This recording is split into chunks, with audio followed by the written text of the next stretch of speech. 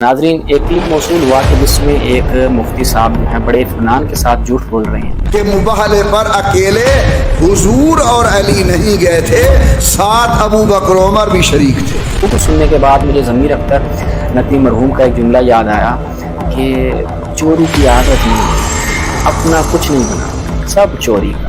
अबू बकर उमर की औलाद भी साथ उसके अंदर शरीक थी। बाकी किसी भी और शख्सियत को साथ लेकर नहीं गए। जाहिर बात है वहाँ पर जाकर जो मसला होना था वो उन्हीं के लिए मसला बन जाता कि अबू बकर के अहल अयाल और जनाब उमर के अहल अयाल भी उसके अंदर मौजूद थे। पापा जी, आगे भी पढ़ना होता है, आप क्यों मुल्हिदों वाला काम करते हैं? नमाज के करीब ना क्या हो, बस यहीं तक पढ़ना है, आगे नहीं पढ़ना। इस रिवायत का स्टेटस क्या है और जिस किताब को उन्होंने कोड किया रूहुल मानी, वहां से भी इनका झूठ आपके सामने आश्कार करेंगे। बिस्मिल्लाहिर्रहमानिर्रहीम। अस्सलामु अलल हुसैन व अला अली इब्निल हुसैन व अला औलादिल हुसैन व अला अस्हाबिल हुसैन।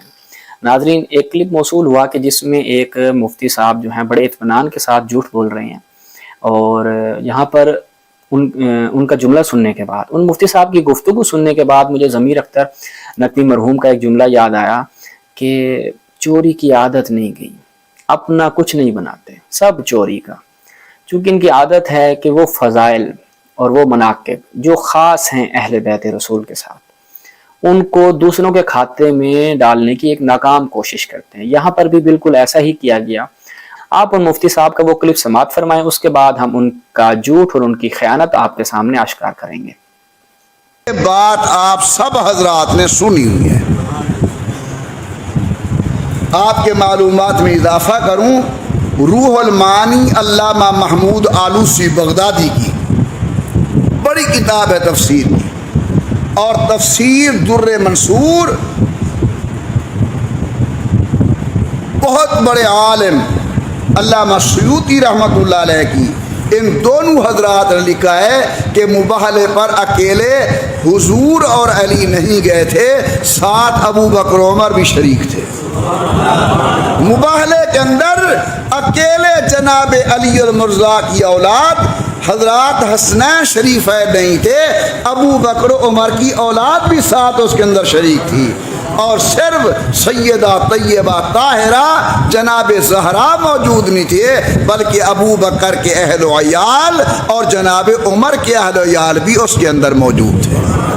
जी नाजरीन, आपने मुलाहिजा किया मुफ्ती साहब सफ़ेद दाढ़ी के साथ, सफ़ेद सूट के साथ दिन दिहाड़े सफ़ेद झूठ बोल रहे हैं और कह रहे हैं कि आपने सुन रखा था मुबाहले में हजरत अली, हजरत फातिमा और उनकी औलाद इमाम हसन हुसैन गए। आज हाँ, मैं आपको एक नई बात बताने लगा। वो नई बात क्या बताई इन्होंने? वो नई बात ये है कि जी हजरत अबू बकर और उनकी औलाद, हजरत उमर और उनकी औलाद, हजरत उस्मान और उनकी औलाद भी मुबाहले में रसूलुल्लाह के साथ गए थे। और इन्होंने जिन किताबों का हवाला दिया और ये बताने की कोशिश की कि भाई बहुत बड़े मुफस्सरीन ने ये रिवायत लिखी है, तो नाजरीन हम आपको बताएंगे कि इस रिवायत का स्टेटस क्या है और जिस किताब को इन्होंने कोड किया रूहुल मानी, वहां से भी इनका झूठ आपके सामने आश्कार करेंगे। सबसे पहले तो आप ये रिवायत मुलाहिजा फरमाएं, ये असल रिवायत जो है वो किस किताब में आई। ये नाज़रीन मुलाहिजा फरमाएं तारीख़ मदीनत दमिश्क इब्ने असाकिर की, इसकी 39वीं जिल्द में जब हम जाते हैं तो वहां पर इसी रिवायत को जो ये मुफ्ती साहब पढ़ रहे थे नकल किया गया कि जब ये आय मुबाहिला नाजिल हुई तो रसूलुल्लाह तशरीफ ले गए किसके साथ? अबू बकर और उनकी औलाद, उमर और उनकी औलाद, उस्मान और उनकी औलाद, मौला अली और उनकी औलाद के साथ। अच्छा, इस रिवायत में हम दो रावियों की फ़कत आपकी खिदमत में क्या हैसियत है वो पेश करेंगे। पहला रावी क्या है इसका? सईद बिन अम्बसा राजी, इस रावी का क्या स्टेटस है? और दूसरे का नाम आप याद रखिएगा हसन बिन अदी। अब इन दोनों रावियों का क्या स्टेटस है? चलते हैं हम अहले सुन्नत की ही कुतुब की तरफ, जो उलमाए जर्ह व तादील हैं इनके, उन्होंने इसके हवाले से क्या फरमाया है। मुलाहिजा फरमाया लिसानुल मीज़ान, लिसानुल मीज़ान की 4थी जिल्द। जब हम इस किताब में जाते हैं तो हम सबसे पहले चलते हैं अम्बसा राजी को देखते हैं कि इसके बारे में क्या फरमाया है इब्न हजर अस्कलानी साहब ने और दीगर उलमा ने। ये आप अपनी स्क्रीन पर मुलाहिजा करें, सफ़ा नंबर 69। यहाँ पर जब हम रावी का नंबर है 3466, सईद बिन अम्बसा अर्राजी।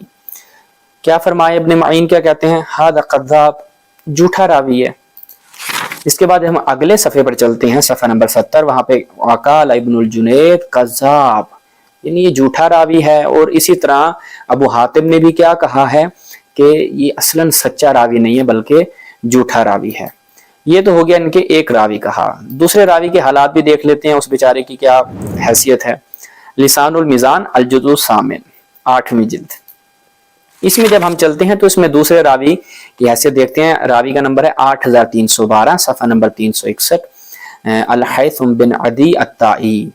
اس راوی کی کیا حیثیت ہے؟ بخاری صاحب نے کہا لیسا بیسکا، بھائی بالکل قابل اعتماد بندہ نہیں ہے، اس کی روایتوں کو اصلاً آپ نے قبول ہی نہیں کرنا، اور کہا ہے کہ یہ جھوٹ بہت بولتا ہے، ٹھیک ہے۔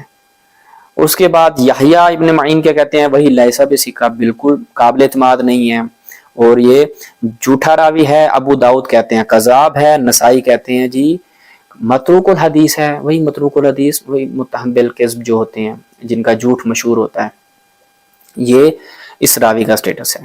تو ناظرین یہاں سے یہ چیز واضح ہو گئی کہ جو یہ روایت مفتی صاحب پیش کر رہے تھے ایک نمبر کی جھوٹی روایت ہے، اصلاً اس روایت کی کوئی اساس اور کوئی بنیاد نہیں ہے، جھوٹے راویوں نے اس روایت کو گھڑا ہے۔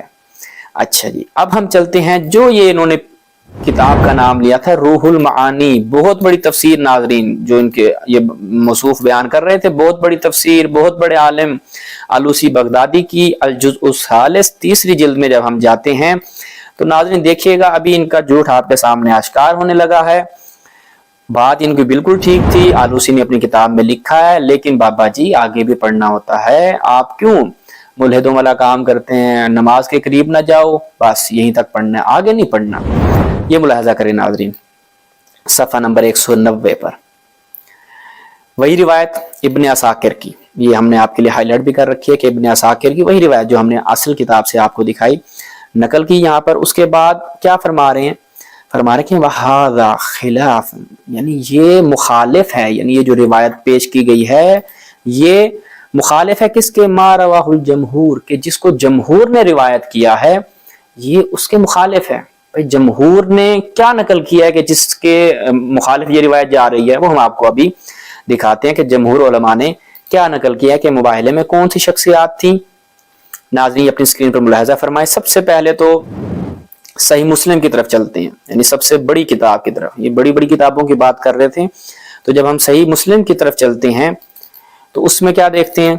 حدیث کا نمبر 2404 صحیح مسلم، اس میں فرماتے ہیں وَلَمَّا نَزَلَتْ هَذِهِ الْآيَةِ، کہ جب یہ آیت نازل ہوئی کون سی؟ فَقُلْ تَعَالَوْا نَدْعُوا أَبْنَاءَنَا وَأَبْنَاءَكُمْ، سورہ آل عمران۔